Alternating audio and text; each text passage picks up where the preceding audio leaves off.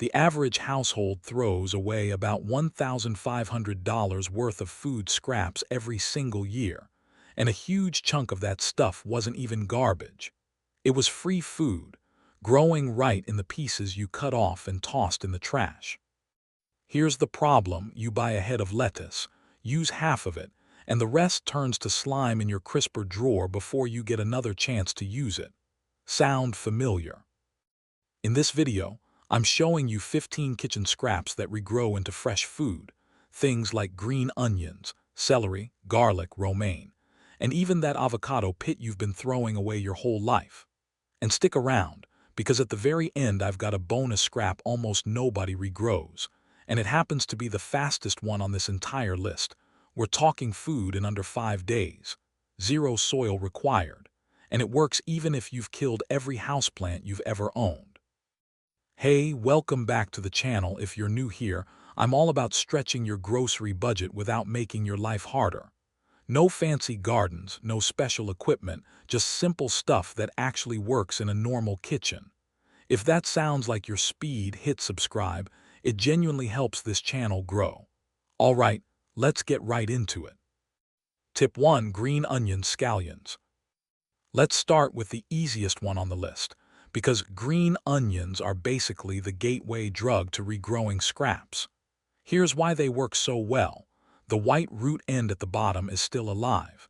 It's just been sitting there waiting for you to give it water and light. So here's the how-to. After you chop off the green tops for cooking, take that last inch or two with the white roots attached, drop it in a small glass with about an inch of water, and set it on a windowsill. I made the mistake early on of using a huge mason jar with way too much water, and the ends just rotted. Small glass, shallow water, change it every couple days, that's the trick. Within about 5 days you'll see new green shoots poking up, and you can literally just keep snipping and regrowing the same bunch for weeks. That brings us to another kitchen staple that works almost the exact same way: celery. Tip 2: Celery. The principle here is identical to green onions. The base of the celery stalk still has living root tissue, so instead of composting it, you can trick it into growing a whole new bunch. Cut off the bottom 2 inches of the celery stalk, the flat, whitish base where all the stalks connect. Place that base in a shallow bowl with about half an inch of water, cut side up, and set it somewhere sunny. Here's the thing nobody tells you. The first week it looks like nothing is happening, and then suddenly little yellow leaves start sprouting from the center. Once you see that, transplant it into soil, and it'll keep producing stalks for months. I let mine sit in water way too long once, and it just turned mushy and moldy. After about 7 days in water, get it into soil no matter what, even if it doesn't look ready. Speaking of transplanting into soil, that's exactly the technique we need for our next one: romaine lettuce. Tip 3: Romaine lettuce. Romaine works on the same living base principle, but it's a little more finicky, so it's a great next step once you've got the celery trick down. Save the bottom stump after you cut off the leaves for your salad, sit it in a shallow dish with about an inch of water, and place it in indirect sunlight. Direct sun tends to scorch the tender new leaves. Within a few days you'll get small new leaves sprouting from the center. Once those appear, transplant the base into soil for a bigger, more sustained harvest. Leaving it in water alone gives you a few bonus leaves, but soil gives you an actual second head over time. My personal hack: I keep a designated regrow dish on my kitchen windowsill specifically for this, so I'm not hunting for a bowl every time. That habit alone is what makes this actually stick as a routine instead of a one-time experiment. And once you've got a system going for leafy stuff, let's talk about something a little different: bok choy. Tip 4: Bok choy. Bok choy follows the exact same base regrowth logic as romaine, but it's worth calling out on its own because most people don't even realize it works. Cut about 2 inches from the base of the bok choy, place it root side down in a shallow bowl of water, and keep it in a sunny spot. In 1 to 2 weeks, you'll see new leaves emerging from the center, and at that point, you transplant into soil for continued growth. One thing I learned the hard way: don't skip changing the water every other day, because bok choy bases are more prone to rot than lettuce or celery. If it starts smelling off, that base is done. Start over rather than trying to save it. Now, from leafy greens, let's move into something with a little more substance: cabbage. Tip 5. Cabbage. Cabbage regrows on the same principle. The core is alive and ready to sprout, but it takes patience, so let's set expectations early. Save the stump after you've used the leaves. Place it in a shallow dish with water covering the bottom, and keep it somewhere with good light. Small leaves will sprout from the top within about a week, and while you won't get a full new cabbage head, you'll get a steady supply of baby cabbage greens for salads and stir-fries. Honestly, this one's more of a bonus greens hack than a regrow a whole vegetable hack, and I think that's an important expectation to set so you're not disappointed. That's actually a great segue into a totally different category: root vegetables, starting with carrots. Tip 6. Carrot tops. Carrots work differently than everything we've covered so far. You're not regrowing another carrot, you're growing the greens on top, which are actually edible and great in pestos and salads. Cut about an inch off the top of the carrot, place it cut side down in a shallow dish of water, and set it in sunlight. Within a week, you'll see feathery green tops sprouting, which you can snip and use like an herb. I'll be honest, I assumed for years this would regrow an actual carrot. It won't, since carrots grow from seed, not from the root itself. Knowing that upfront saves you the letdown. Sticking with root vegetables, let's talk about the one almost everyone already has sprouting in their pantry right now: potatoes. Tip 7. Potatoes. You've probably seen this happen by accident. A potato sitting in your pantry too long grows little white or purple sprouts, called eyes. That's not spoilage, that's the potato trying to reproduce. Cut the potato into chunks, making sure each chunk has at least 1 or 2 eyes. Let the cut sides air dry for a day so they callus over and resist rot. Then plant them a few inches deep in soil. In a couple weeks, you'll see green shoots break the surface, and in about 10 to 12 weeks, you can harvest a whole new batch of potatoes. My money-saving hack here: I stopped throwing out sprouted potatoes entirely. Instead, I toss them straight into a large planter bin, and it's genuinely become one of my highest yield, lowest effort crops. That brings us to a scrap that works almost identically: sweet potatoes. Tip 8. Sweet potatoes. Sweet potatoes regrow through a slightly different process. Instead of eyes, you're growing what are called slips, which are little vine sprouts. Suspend the sweet potato half submerged in a jar of water, using toothpicks stuck into the sides to hold it up, and place it in a sunny spot. After a few weeks, slips will sprout from the top. Twist those off, root them in water for a few more days, then plant them in soil. The first time I tried this, I submerged the whole potato in water, and it just rotted. You specifically want it half in, half out, so the top stays dry and the bottom stays wet. That distinction is what makes or breaks this one. Now let's shift from root vegetables to something a lot of people don't even think of as regrowable: garlic. Tip 9. Garlic.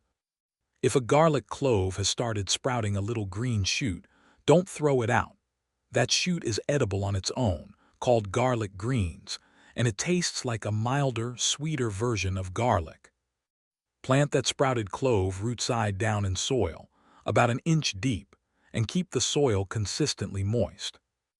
Within a couple weeks, you'll get a green shoot you can snip for garlic-flavored cooking. And if you let the whole plant mature over several months, you can eventually harvest an entire new head of garlic. My hack: I keep a small pot specifically for sprouted garlic cloves so they never go to waste, and it's paid for itself many times over.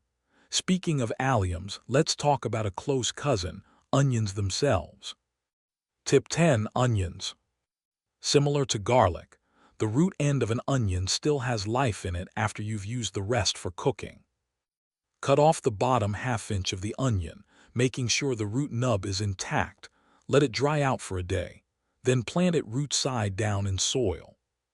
Keep it watered, and over the next several weeks you'll see green shoots emerge, eventually growing into a full new onion.